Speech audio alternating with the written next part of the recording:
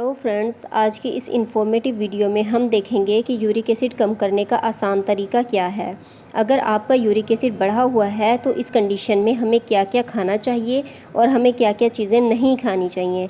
इसके अलावा uric acid की मिकदार हमारे ब्लड में कितनी होनी चाहिए, यूरिक एसिड बढ़ क्यों जाता है, यूरिक एसिड बढ़ने से क्या क्या प्रॉब्लम्स हो सकती हैं और यूरिक एसिड बढ़ने की क्या क्या वजूहात हो सकती हैं, ये सब हम इस वीडियो में जानेंगे। अब हम सबसे पहले ये जान लेते हैं कि यूरिक एसिड होता क्या है।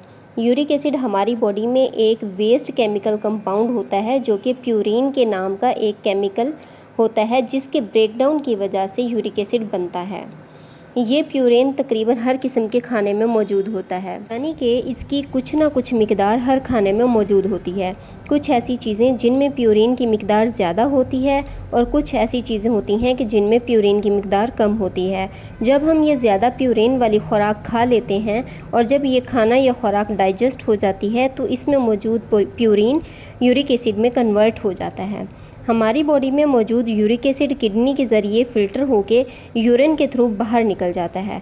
हमारी किडनी की एक लिमिट होती है फ़िल्टर करने की, लेकिन जब यूरिक एसिड इस लिमिट से ज़्यादा हो जाता है तो किडनी जितना यूरिक एसिड फ़िल्टर कर सकती है उतना करती है, लेकिन एक्स्ट्रा यूरिक एसिड जो बच जाता है वो हमारे ब्लड में शामिल होना शुरू हो जाता है। वो यूरिक एसिड हमारी हड्डियों के जॉइंट्स में इकट्ठा होना शुरू हो जाता है। इस तरह यूरिक एसिड के ज़्यादा होने से जो बीमारी होती है उसको गठिया या गंठिया कहते हैं।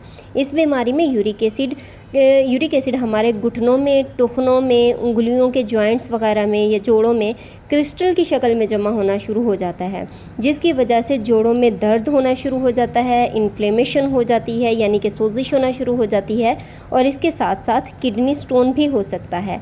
हमारे ब्लड में यूरिक एसिड की मिकदार कितनी है इसका पता लगाने के लिए ब्लड यूरिक एसिड टेस्ट किया जाता है, जिसको सीरम यूरिक एसिड टेस्ट भी कहा जाता है। ये टेस्ट RFT के साथ भी करवाया जाता है, लेकिन कुछ डॉक्टर ये यूरिक एसिड टेस्ट अलग से भी करवा सकते हैं। इस टेस्ट की जो प्राइस है वो तकरीबन 300 से 450 के लगभग होती है। रिपोर्ट आपको सेम डे मिल जाती है। ये टेस्ट आप खाना खाए बगैर यानी कि फास्टिंग में भी करवा सकते हैं और खाना खाने के बाद यानी कि रैंडम में भी करवा सकते हैं। अब अगर हम नॉर्मल रेंज की बात करें तो इसकी मिकदार 7.0 होती है। इसी तरह अगर 7 से कम होगी तो ये यूरिक एसिड नॉर्मल माना जाएगा, लेकिन अगर 7 से ज़्यादा होती है तो फिर हम कहेंगे कि इस पेशेंट को यूरिक एसिड है। इसी तरह अगर यूरिक एसिड ज़्यादा होगा तो इस सूरत में हमारी बॉडी में डिफरेंट सिम्टम्स ज़ाहिर होंगे, जैसा कि हाथों और पैरों के जॉइंट्स में दर्द होगा, जैसा कि घुटनों में, टखनों में, हाथों की उंगलियों के जोड़ों में या फिर पैरों की उंगलियों में, उंगलियों के जोड़ों में दर्द होगा, जोड़ों में स्टिफनेस महसूस होगी, जोड़ सूज जाएंगे और इसके साथ साथ इन जोड़ों में स्वेलिंग हो जाएगी और इस स्वेलिंग की वजह से रेडनेस हो जाएगी। इसके अलावा चलते हुए परेशानी होगी, चलने से एड़ियों में दर्द होगा, घुटनों में दर्द होगा या फिर इसके अलावा किडनी स्टोन भी हो सकता है। ये सब के सब यूरिक एसिड बढ़ने की अलामात होती हैं। इन सिम्टम्स में जोड़ों में दर्द और सोजिश हो सकती है, चलने में दुश्वारी का सामना हो सकता है। तो अब हम चलते हैं अपने आज के मेन टॉपिक की तरफ कि अगर यूरिक एसिड बढ़ा हुआ हो तो हमें क्या खाना चाहिए और क्या नहीं खाना चाहिए। इस वीडियो में आगे बढ़ने से पहले आप सबसे रिक्वेस्ट है कि अगर आपको हमारी ये वीडियो अच्छी लगी है तो इस वीडियो को लाइक कर दें और अपने फ्रेंड्स के साथ व्हाट्सएप ग्रुप में ज़रूर शेयर कर दीजिएगा। और अगर आप हमारे चैनल पर नए हैं तो इस चैनल को ज़रूर सब्सक्राइब कर दीजिएगा और साथ बेल आइकन का बटन भी दबा दीजिएगा। और इसके अलावा अगर आपको कोई सवाल हो तो कमेंट सेक्शन में आप हमें कमेंट करके पूछ सकते हैं। तो अब हम ये देख लेते हैं कि अगर यूरिक एसिड बढ़ा हुआ है तो हमें क्या नहीं खाना चाहिए और क्या खाना चाहिए। अगर आपका यूरिक एसिड बढ़ा हुआ है तो इस कंडीशन में आपको नॉनवेज यानी कि गोश्त नहीं खाना चाहिए, क्योंकि गोश्त में प्यूरिन की मिकदार बहुत ज़्यादा होती है, तो इस वजह से गोश्त खाने से यूरिक एसिड और भी ज़्यादा बढ़ सकता है। नॉनवेज में ख़ुसूसन बीफ हो गया, मटन हो गया या इनके स्पेसिफ़िक ऑर्गन जैसा कि लीवर हो गया या किडनी हो गया, तो इन ऑर्गन्स में प्यूरिन की मिकदार बहुत ज़्यादा होती है, जिसको लेने से आपकी बॉडी में यूरिक एसिड की मिकदार भी ज़्यादा हो सकती है। तो इस वजह से हमें गोश्त खाने से अवॉइड करना चाहिए ताकि हमारे ब्लड में यूरिक एसिड की मिकदार बढ़ ना सके।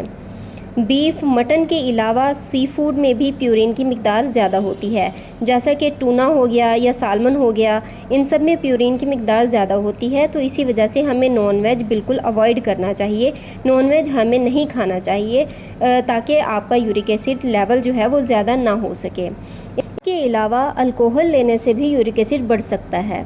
और इसके अलावा हम सब्ज़ियों की बात करें तो सब्ज़ियां जिनमें प्यूरिन की मिकदार ज़्यादा होती है इनसे भी अवॉइड करना चाहिए, जैसा कि पालक हो गई, गोभी हो गई, पत्ते वाली गोभी भी और फूल वाली गोभी, दोनों में प्यूरिन की मिकदार बहुत ज़्यादा होती है। मटर हो गए या फलियां हो गई, इनमें प्यूरिन की मिकदार काफ़ी ज़्यादा होती है। तो इन सब को लेने से यूरिक एसिड बढ़ सकता है, क्योंकि इन सब्ज़ियों में प्यूरिन की मिकदार बहुत ज़्यादा होती है। इसलिए अगर आपका यूरिक एसिड बढ़ा हुआ है तो आपको इन सब चीज़ों से अवॉइड करना चाहिए। अब हम जान लेते हैं कि अगर हमारा यूरिक एसिड बढ़ा हुआ है तो फिर हम यूरिक एसिड को कैसे कम करेंगे, यानी कि यूरिक एसिड को कम करने के लिए हमें क्या क्या खाना चाहिए।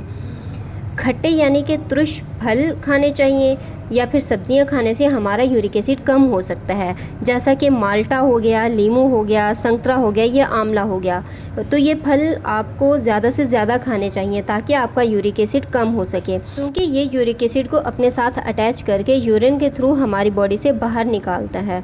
8 से 10 गिलास पानी पीना चाहिए डेली बेसिस पर, क्योंकि आप जितना पानी पिएंगे उतना ज़्यादा यूरिक एसिड आपकी बॉडी से फ्लश आउट होगा, इसलिए पानी ज़्यादा से ज़्यादा पीना चाहिए। इसके अलावा आप कॉफ़ी का भी इस्तेमाल कर सकते हैं, क्योंकि कॉफ़ी पीने से आपका यूरिक एसिड कम हो जाता है। इसके अलावा लेमन टी हो गया या फिर ग्रीन टी हो गई, ये सब लेने से आपका यूरिक एसिड कम हो सकता है। कम फैट वाले जितने भी डेयरी प्रोडक्ट्स हैं वो सब आप इस्तेमाल कर सकते हैं, जैसा कि चीज़ हो गई या पनीर, दही हो गया, तो ये सब आप ले सकते हैं। और सब्जियों में मूली हो गई, गाजर हो गई या इसके अलावा खीरा खाने से भी आपका यूरिक एसिड की मिकदार कम हो सकती है। इसके अलावा अदरक और हल्दी खाने से भी यूरिक एसिड जो है वो कम हो सकता है। इसके अलावा चेरी हो गई, ब्लैकबेरी या ब्लूबेरी हो गई, तो इन सब के खाने से भी यूरिक एसिड कम हो सकता है, क्योंकि इसमें एंटीऑक्सीडेंट मौजूद होता है और इसकी वजह से इन्फ्लेमेशन कम होती है। तो ये थे यूरिक एसिड कम करने के कुछ तरीके कि आपको क्या खाना चाहिए और क्या नहीं खाना चाहिए। लेकिन फिर भी अगर आपका यूरिक एसिड कम नहीं हो रहा तो आप अपने डॉक्टर से ज़रूर रब्ता करें, वो आपका ट्रीटमेंट करेंगे और आपको मेडिसिन देंगे।